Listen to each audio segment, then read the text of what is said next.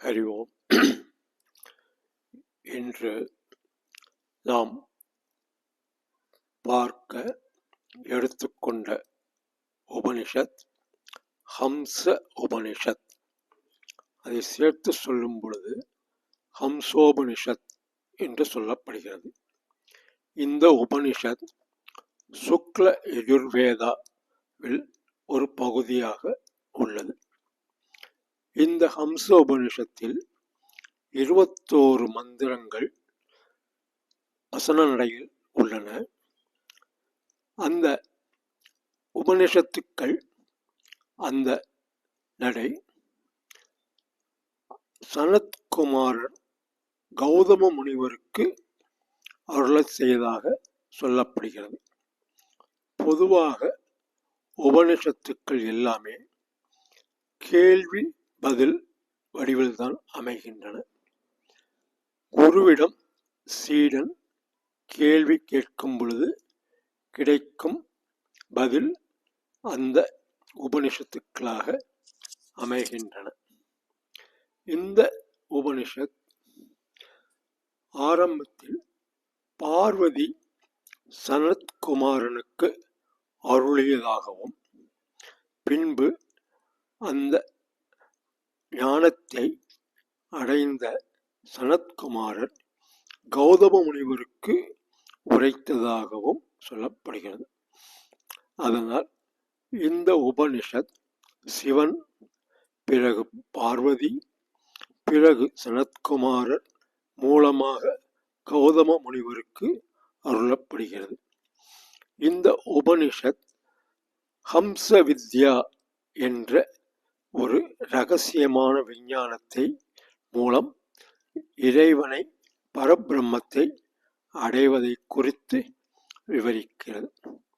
இந்த உபனிஷத் எப்படி அஜப மந்திரத்தை உச்சரிப்பது, அஜப என்றால் அன்ஸ்போக்கன் மந்திரா, வாய் மூலமாக உச்சரிக்கப்படாத மந்திரம். ஜபம் வாய் மூலம், அஜபம் மனத்தால் உச்சரிக்கப்படுவது. ஹம்ச என்ற மந்திரம் எல்லா மந்திரங்களிலும் உயர்ந்த மந்திரமாக கருதப்படுகிறது. ஏனென்றால் அனைத்து மந்திரங்களும் நாம் வாயால் உச்சரிப்பதால் அவைகள் எச்சல்பட்டு விடுகின்றன என்று பெரியவர்கள் கூறுவார்கள்.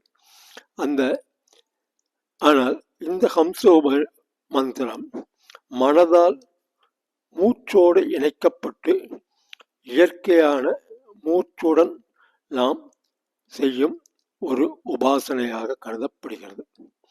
இதற்கு சோகம், அதாவது வெளியில் மூச்சு விடும்போது சோ, உள்ளே இழுக்கும்போது ஹம் என்ற சவுண்டு எல்லாருடைய மூச்சின் மூலமாகவும் செய்யப்படுகிறது.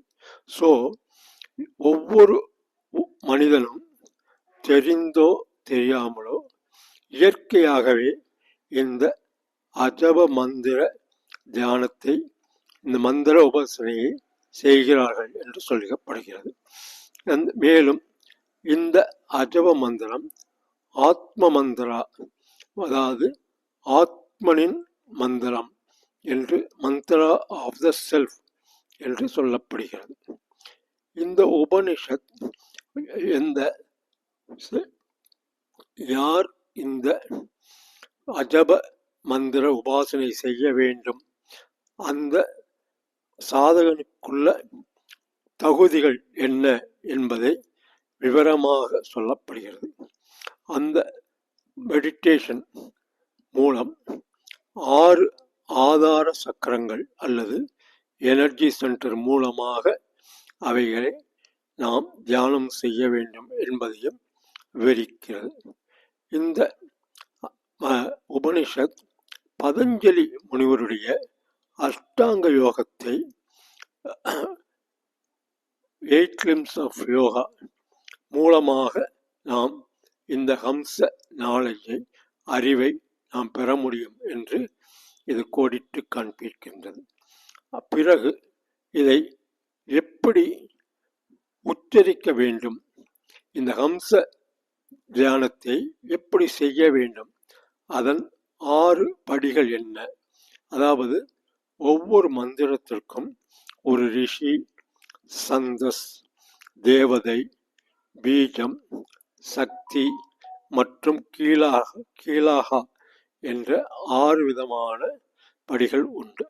அவற்றை பற்றி இந்த மந்திரத்துக்குள்ளவை பற்றி இந்த உபனிஷத் விளக்கமாக கூறுகிறது. மேலும் இந்த ஜபம் செய்யும் சாதகன் விதவிதமான ஒலிகளை தன்னுள் கேட்பான் என்று சொல்லிக்கின்றது. அவை ஸ்தூல நிலையிலிருந்து சூட்சும நிலைக்கு இந்த சவுண்டு வைப்ரேஷன்ஸ் கேட்கும் என்று சொல்லப்படுகிறது. பிறகு அந்த உயர்நிலை அடைந்தவன் அந்த நாதமாகவே, அந்த சவுண்டாகவே மாறிவிடுகிறான். கடைசி நிலையில் அந்த யார் ஒருவர் உச்சரிக்கின்றாரோ அந்த சாதகன் அந்த பிரம்மத்தை எல்லா இடங்களிலும் எல்லா உடல்களிலும் பார்க்கக்கூடிய ஒரு உயரிய பண்பை அவன் அடைகிறான். எப்படி ஒரு நெருப்பானது பிறகின் முழுவதும் உள்ளே மறைந்திருக்கின்றதோ, எப்படி ஒரு எண்ணெய் அந்த சீடு, அந்த விதைகளில் எண்ணெய் எடுக்கப்படும் விதைகளில் அல்லது எள் எப்படி அது முழுவதும் நல்லெண்ணெய் முடிந்து முழுவதுமாக இருக்கின்றதோ, அதே போல பிரம்மன் எல்லா உயிர்களிலும் பரவி நிரவி இருப்பதை இந்த ஆத்ம சாதகன் உணர்கின்றான் என்று சொல்லப்படுகிறது. மேலும் இந்த உபனிஷத் கடைசியாக பிரம்மனை அடைந்து அவனுடைய மனம் கரைந்து விடுகிறது. அவனுடைய மனம் கரைந்து அவன் ஆத்ம நிலையிலேயே பிரம்ம நிலையிலேயே கரைந்து விடுகிறான் என்று இந்த கடைசியாக இந்த உபனிஷத் சொல்லுகின்றது.